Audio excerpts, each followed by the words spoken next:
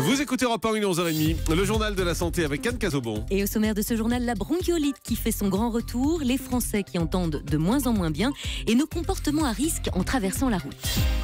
Et on commence avec les médecins qui boudent la réforme sur les dépassements d'honoraires. C'était il y a 3 ans, le 26 octobre 2012, était entériné le fameux contrat d'accès aux soins de Marisol Touraine, contrat qui devait entrer en vigueur 1 an après. Le bilan, 3 ans plus tard, est plus que mitigé. Les précisions de Théo Manval. Rendez-vous compte, 8% seulement des ophtalmologues ont signé le contrat d'accès aux soins dans les grandes villes. 19% des gynécologues, c'est moins d'1 sur 5.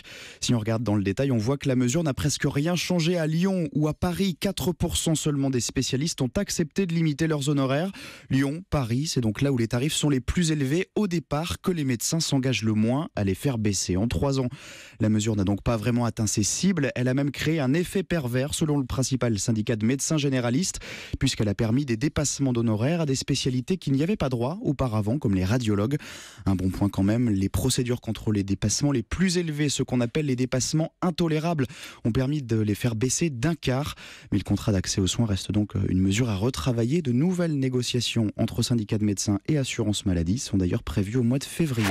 Et puis un rappel, ce week-end nous sommes passés à l'heure d'hiver, bien sûr. Mais oui, et cela veut dire qu'il fera nuit plus tôt. Sortir du travail dans l'obscurité, cela provoque aussi plus d'accidents, notamment pour les piétons. 4 fois plus de tués qu'au printemps. Prudence donc, d'autant plus que 9 Français sur 10 le disent. Selon une étude OpinionWay, ils ont parfois un comportement dangereux en traversant la route, Marguerite Lefebvre. Lorsqu'ils sont à pied, ils respectent rarement le code de la route. Quand je vois qu'il n'y a pas trop de voitures, je traverse même s'il n'y a pas un passage piéton. Je suis au téléphone, quoi. J'écoute de la musique et des fois, avec la musique, on n'entend pas les voitures qui arrivent. Et je sais que c'est pas bien. On se dit, on prend nos responsabilités et puis on traverse. C'est rouge. Mais de toute façon, je crois que c'est dit dans le code. C'est rouge. Quand il n'y a aucune voiture, on regarde des deux côtés, il n'y a personne, on peut traverser. Non, ça se dit pas. Et non, ce n'est pas inscrit dans le code de la route, mais comme cette dame, 3/4 des Français affirment avoir déjà traversé lorsque le feu piéton était rouge. Des piétons qui, en fait, ne connaissent pas ou très mal la réglementation. Près de la moitié des Français ne comprend pas certaines signalétiques, comme ce panneau, par exemple, sur lequel sont représentés un piéton, un cycliste et une voiture. Ah oui, c'est interdiction. Une limitation de vitesse, bon. Piéton, vélo et voiture. C'est de l'obligation pour les voitures à rouler. Non, c'est pas possible. Ça, c'est une zone de rencontre entre les voitures, les piétons et les cyclistes. Ouais, d'accord. Une zone où il faut donc être particulièrement vigilant. En ville, 85% des Français se sentent plus en danger à pied qu'en voiture ou en deux roues. Et c'est un constat, 1 Français sur 10 entend mal. Qu'est-ce qu'il dit ? 6 millions de personnes Il souffrent vous dit qu'un Français sur 10 entend mal. Ah, ça va mieux, merci. 6 millions de personnes souffrent de problèmes d'audition en France. En effet, parmi elles, 1,5 million seulement portent un appareil.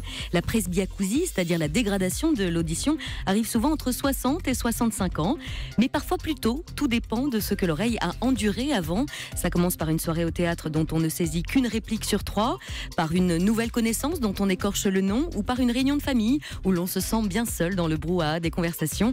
Souvent, quand l'audition baisse, on se dit que ce sont les autres qui articulent mal, forcément, et on essaie de lire sur les lèvres. On a aussi du mal à entendre les aigus ou les consonnes S et F. Et les jeunes ne sont pas en reste. 43% d'entre eux s'endorment avec un casque sur les oreilles. Un chiffre énorme et une très mauvaise habitude qui peut générer, bien sûr, des problèmes d'audition, selon les médecins. Et puis, mauvaise nouvelle, la bronchiolite est de retour. Le nombre de cas est en augmentation partout en France et c'est le cas chaque année, en octobre. Plus 7% de passages aux urgences, de visites à SOS médecins ou d'hospitalisation. La bronchiolite, c'est cette maladie infectieuse virale qui attaque les bronchioles, de petites bronches qui amènent l'air tout au fond des poumons. Un enfant sur 3 de moins de 2 ans est touché par la bronchiolite chaque hiver. On termine avec le chiffre du jour. 54%, c'est le pourcentage d'Européens qui portent une barbe ou une moustache. Et le moins que l'on puisse dire, c'est que la barbe est un véritable sujet de conversation. C'est à la mode. Voire de disputes au sein du couple pour 1/3 d'entre eux. 10% d'entre eux se sont même vus poser un ultimatum de leur partenaire. Ce sera la barbe ou moi.